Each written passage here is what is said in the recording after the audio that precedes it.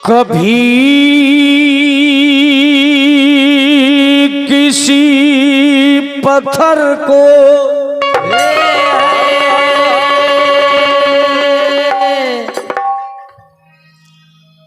शायर कहता है क्या कहता है? नारी बना दिया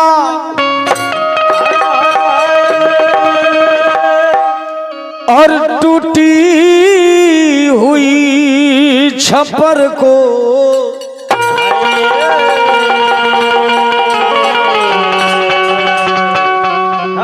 कभी अटारी बना दिया।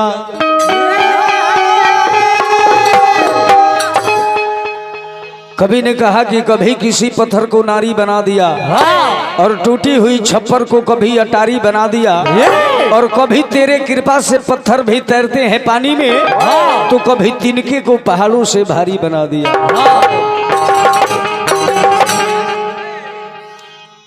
कि धन्य हो जग पालन करता सब जीवों को जिलाते हो।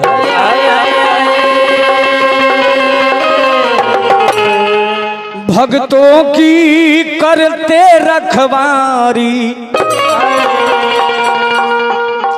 हंस हंस के गले लगाते हो। बड़ी सुंदर नौका में मानो चेतावनी मिलल हमरा बड़का भैया से कि बाढ़ तू न जानी में बबुआ कहो न परेशानी में कबो न भजन कर लो। वास्तविक बात बा, सही बात बा। लेकिन चाहिए ही बतिया के कभी बड़ा सुंदर बात करनी की दुनिया हो। पैसे देते नहीं। अच्छा चलिए बबुआ के अच्छा चलिए श्रीमान बबलू चौधरी जी की तरफ से 101 रुपया के सुंदर हाजिरी आया गनी आदरणीय श्री मुन्ना चौधरी जी। श्रद्धा देखल जाओ चुनू भाई दोनों भाई के मान सम्मान बराबर रहता यह सरकार श्रद्धा हो। यहाँ के बड़ा सुंदर गीत गौनी है हमार चुन्नू भैया। अच्छा हमारे धर्मदेव भैया वही बरस रहुआ खाली चुपचाप बैठल बनी रौरे आशीर्वाद बा रौरे दिन के गांव में हमने के आवे के हमारा खास कर मौका मिलो तो कभी कहता नहीं कि खाली दुनियादारी में बहु बेटा नारी में चिंता भइल रहता। खाली दुनियादारी में बहुत नादानी में लल्ला भइल रहता। खाली दुनियादारी में बहुत नादानी में लल्ला भइल रहता।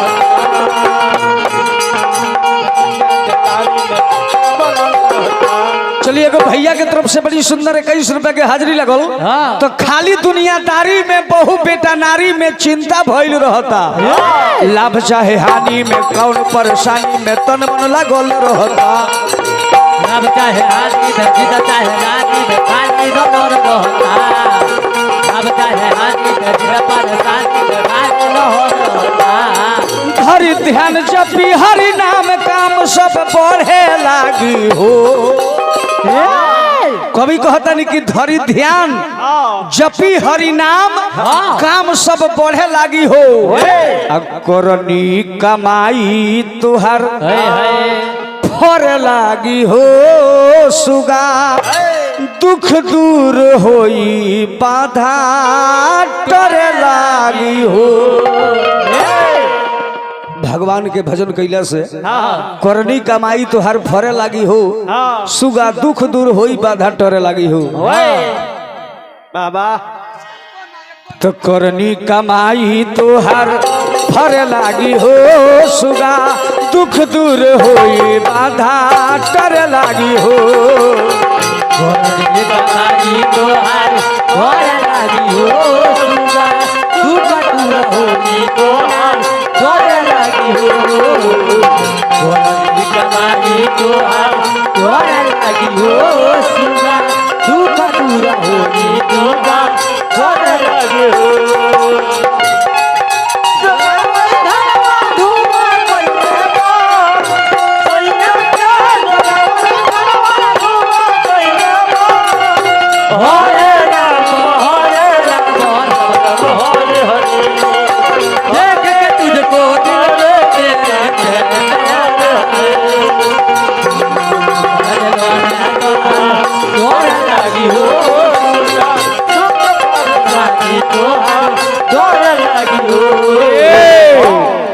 कमाई तहर फरे लागी हो सुगा दुख दूर होई बाधा टरे लागी हो चली हमार परमादरणीय श्री धर्मदेव भैया जी प्रधान बीडीसी बनी चली बा भगवान से प्रार्थना कर जगी पद प्रतिष्ठा बन रहो आ बड़ी सौभाग्य से देखल जाओ जनता कोनो पद देला तो बड़ी सौभाग्य से देला चली हमार चुनू भैया अभी हमनी के पश्चिमी चंपारण के सरपंच संघ के उपाध्यक्ष बनी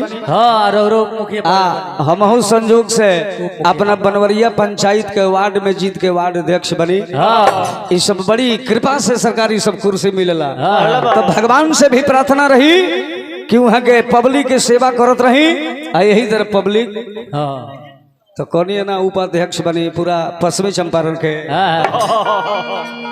बचपन बीतल फिर जवानी बीतल फुर्सत ना कब तोरा काम से मिलल बचपन बीतल फिर जवानी बीतल होइता ना तोर कब बीतल बचपन बीतल फिर जवानी बीतल होइता ना तोर कब बीतल कभी लिखने की बचपन बीतल फिर जवानी बीतल अब फुर्सत ना कबो तहरा काम से मिलल तो बचपन बीतल फिर जवानी बीतल फुर्सत ना कबो तहरा काम से मिलल बचपन बीतल फिर जवानी बीतल हेलो हेलो ना कब तोरा वानी बीतल फिर जवानी बीतल फुर्सत ना कब तोरा वानी धरि ध्यान जपी हरि नाम काम सब बढ़े लागी हो करनी कमाई तुहार फरे लागी हो भैया दुख दूर होई बाधा करे लागी हो करनी कमाई तुहार फरे लागी हो दुख दूर होई तुहार फरे लागी हो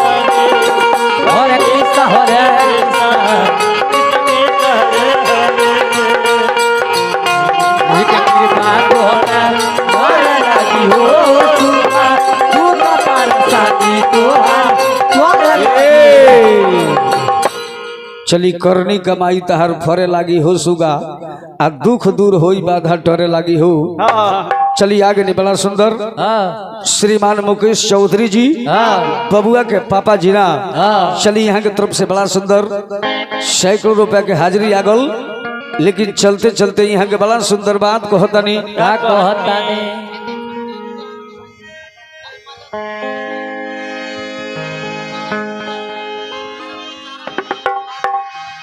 बबुआ के पापा जी कि बिहसेला मानवा बिहसेला मानवा आज मोर भवानवा में शोर भइल ना भइले सुंदर लाला नवा जोर कैल ना भइले सुंदर लाला नवा जोर कैल ना भइले सुंदर लाला नवा जोर कैल ना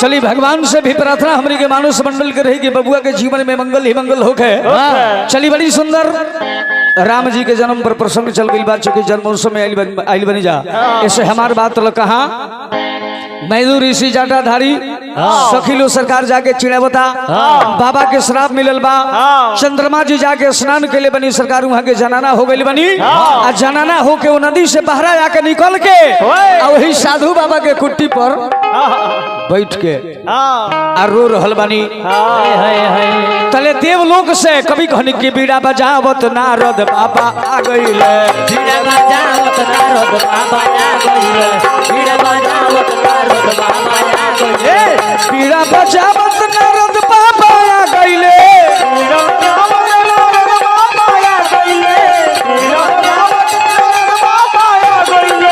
हरि गुण गावत नारद नारद बाबा आ गईले हरि गुण गावत नारद बाबा आ गइले हरि गुण गावत नारद बाबा आ गइले नारद भगवान पहुंचल बनी वो महात्मा जी के कुटी पर सरकार देखल जाओ आ जैसे पहुंचनी जानबूझ के आ चंदा रानी के जब देखनी सरकार तो नारद बाबा लगनी मन ही मन में चुस्की लेवे आई है चंदा रानी से नारद बाबा कहतनी का कहते कीजे जी तोहरा जैसन सुंदर हसीना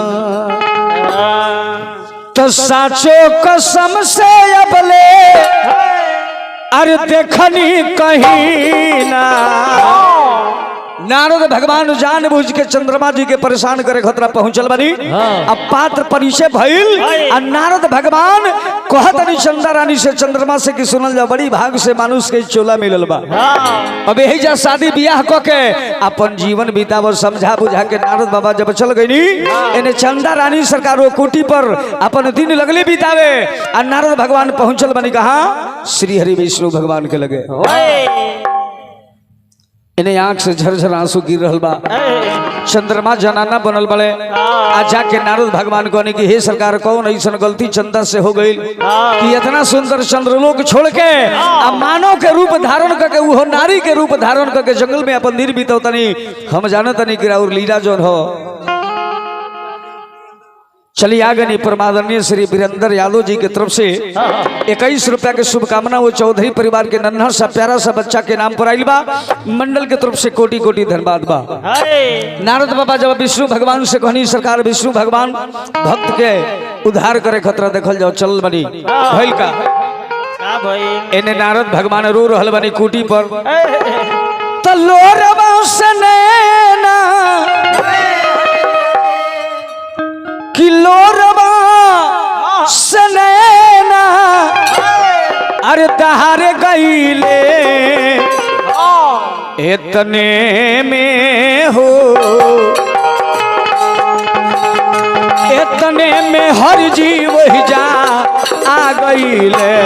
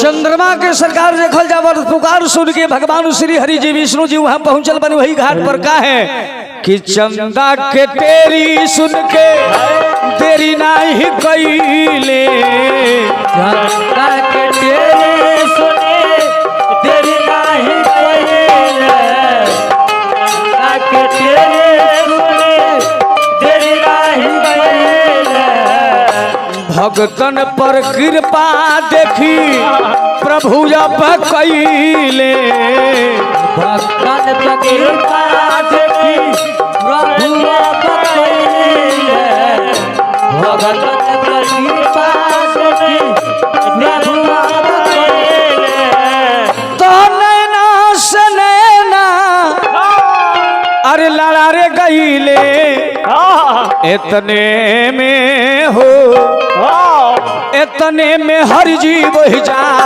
आ गईले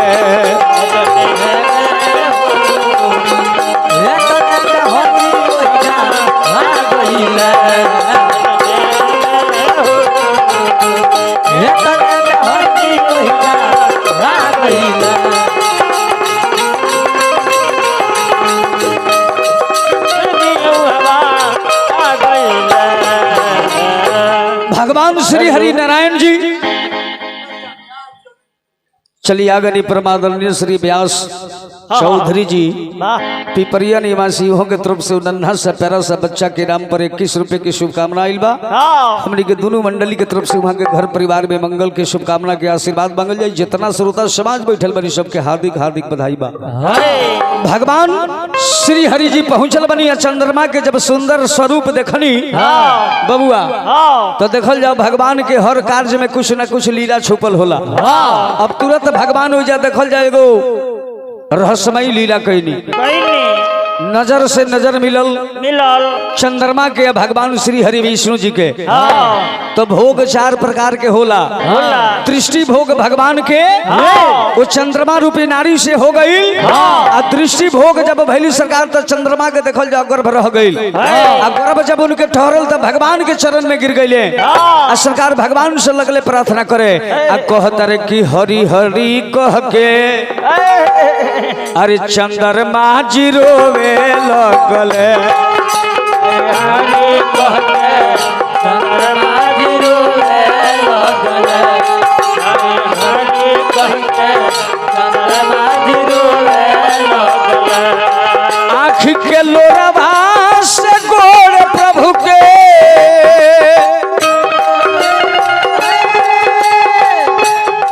आँख के लोरवा से गोड़ प्रभु के धोवे लगले तो प्रभु प्रभु जी कह के अरे चंद्रमा वही जरोवे लगले।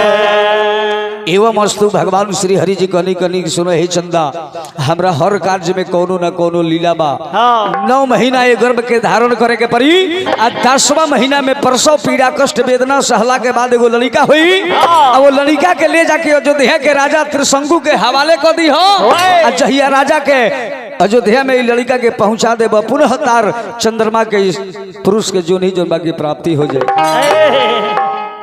कहले कि लड़का के नाम भी बता दियो। हम यानी कि हरि आ तहरा यानी कि चंद्र हमनी के हरि या चंद्र के संजोग से ई लड़का के जन्म भइल बा। ऐसे ही लड़का के नाम पड़ी हरिश्चंद्र।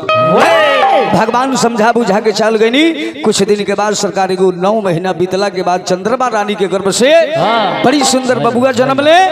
जैसे आज भी घर परिवार में बबुआ जन्म ले बड़े तो बड़ी सुंदर सोहर के भाव लगता।